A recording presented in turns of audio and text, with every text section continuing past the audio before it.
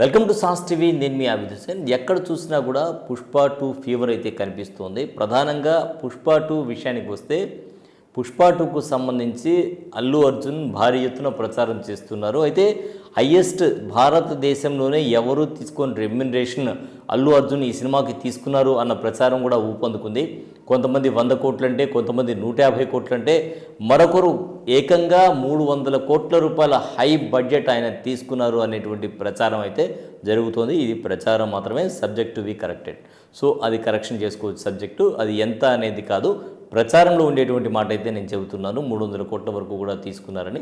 So ఈ budget అయితే మాత్రం మొత్తానికి ఇంతవరకు భారతదేశంలో ఏ నటుడు తీసుకున్నటువంటి బడ్జెట్ అని చెప్పొచ్చు. అలాగే నేషనల్ అవార్డు కూడా ఇటీవల కాలంలో ఆయన తీసుకున్నారు. అయితే ఇక్కడ ప్రధానంగా ఏపీలో నిన్న అంబటి రాంబాబు చేసినటువంటి కామెంట్స్ వైరల్గా మారాయి. అసలు ఆయన ఏం కామెంట్స్ చేశారో ఒకసారి చూద్దాం. నాకు తెలిసి అందరూ ఉవ్విళ్ళు ఊడుతున్నారు. పుష్ప 2 చూద్దాం, దానిలో ఎంత బ్రహ్మాండంగా ఉంటుందని అందరూ ఎదురు చూస్తున్నారు. నేను కూడా ఎదురు చూస్తున్నా.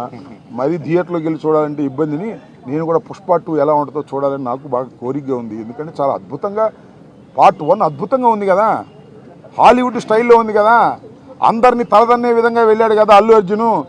అందువల్ల బాగా జలసిగా ఉంది కొంతమందికి. మీ జలసి వల్ల మీ కడుపులు పుచ్చిపోతాయి, గుర్తుపెట్టుకోండి. సో అంబటి రాంబాబు అయితే పుష్ప 2 మీద చేసినటువంటి కామెంట్స్ మీద నెటిజన్లు కూడా డిఫరెంట్గా కామెంట్స్ అయితే చేస్తూ ఉన్నారు. చాలామంది మీరు ఇంతగా పుష్ప 2ని లైక్ చేస్తూ ఇప్పుడు చేసినటువంటి కామెంట్స్ గతంలో ఎందుకు చేయలేకపోయారు, పుష్ప 1 విడుదలైనప్పుడు టికెట్ రేట్లు ఎందుకు తగ్గించారు, టికెట్ రేట్లు ఎందుకు తగ్గించాల్సి వచ్చింది అని చెప్పి కూడా కొంతమంది కామెంట్స్ చేయడం జరిగింది. కొంతమంది అయితే యాత్ర 2 లాగా టికెట్లు కొని వైసీపీ వాళ్ళు పంచుతారా అని కూడా కొంతమంది కామెంట్స్ చేస్తూ ఉన్నారు. సో ఎక్కువ మంది అయితే పుష్ప 1 టైంలో ఎందుకు టికెట్ రేట్లు తగ్గించలేదు అని అంబటి రాంబాబుని ఎదురు ప్రశ్నించేటువంటి పరిస్థితి వచ్చింది. సో జూనియర్ ఎన్టీఆర్ విషయంలో కావచ్చు, అలాగే పుష్ప విషయంలో, అల్లు అర్జున్ విషయంలో కావచ్చు, కావాలనే వాళ్ళని రెచ్చగొట్టే విధంగా, వాళ్ళ అభిమానులను రెచ్చగొట్టే విధంగా మాట్లాడుతున్నారు అంబటి అంటూ చాలామంది కామెంట్స్ చేస్తూ ఉన్నారు. గతంలో తీసుకుంటే పవన్ కళ్యాణ్ నటించిన బ్రో కావచ్చు, అలాగే భీమ్లా నాయక్ కావచ్చు, ఈ సినిమాల్ని ఆపే ప్రయత్నం చేసింది వైసీపీ గవర్నమెంట్, చేయలేదా అని ప్రశ్నిస్తూ ఉన్నారు. టికెట్ రేట్లు పెంచకుండా అడ్డుకున్నారు, కానీ తమ ప్రభుత్వం అటువంటి పరిస్థితి చేయదు, అటువంటిది ఉండదు అనే విధంగా తెలుగుదేశం శ్రేణుల నుంచి కానీ, అలాగే అంటే తెలుగుదేశానికి సంబంధించినటువంటి నాయకులు, కార్యకర్తలు కావచ్చు, అలాగే తీసుకుంటే జనసేన నేతలు కూడా చెప్తూ ఉన్నారు. అలాగే విభేదాల విషయం పక్కన పెడితే ఇది ఒక ఎంటర్టైనింగ్ మూవీగా చూడాలి. ఏది కూడా మూవీస్ అనేది ఎంటర్టైన్మెంట్ పర్పస్ మీద ఉంటాయి కానీ వేరే రకంగా ఉండవు. కాబట్టి పుష్ప 2ని ఖచ్చితంగా ఎంటర్టైన్మెంట్ రేంజ్లోనే చూడాల్సి ఉంటుంది అనేది అయితే ప్రస్ఫుటంగా అందరూ చెప్పేటువంటి మాట. ఈ సినిమా భారతదేశం మొత్తం విడుదలవుతుంది కాబట్టి, అది మన తెలుగు వాళ్ళు చేసినటువంటి మూవీ కాబట్టి ఇది అందరికీ, అంటే ఇప్పుడు బాహుబలి తీసుకుంటే బాహుబలి కూడా తెలుగు వాళ్ళ సత్తా చాటినటువంటి, అంటే దేశవ్యాప్తంగా కాదు ప్రపంచవ్యాప్తంగా తెలుగు వాళ్ళ సత్తా చాటినటువంటి మూవీగా మనం చెప్పొచ్చు. అలాగే ఈ సినిమా తీసుకుంటే క్రికెటర్స్, చాలామంది క్రికెటర్స్ ప్లే గ్రౌండ్స్లో కూడా పుష్పకి సంబంధించినటువంటి స్టెప్పులు వేసి యావత్ ప్రపంచంలో పుష్ప సినిమా గురించి చర్చించుకునేలా చేశారు. కాల్ నుంచి లెగ్ స్టెప్ ఏదైతే ఉంటుందో ఆ స్టెప్ జానీ మాస్టర్ నేర్పించినటువంటిది డ్యాన్స్ స్టెప్ ఏదైతే ఉందో ఆ స్టెప్ వేయడం జరిగింది. యావత్ ప్రపంచం కూడా చాలామంది ఆ స్టెప్ వేస్తూ వెళ్ళారు. సో ఇప్పుడు వచ్చేటువంటి సినిమా ఏదైతే ఉందో ఈ సినిమా గురించి కూడా ఖచ్చితంగా అటువంటి పరిస్థితి ఉంటుంది, సూపర్ హిట్ అయ్యేటువంటి పరిస్థితి ఉంది అని చెప్పి చెప్తున్నారు.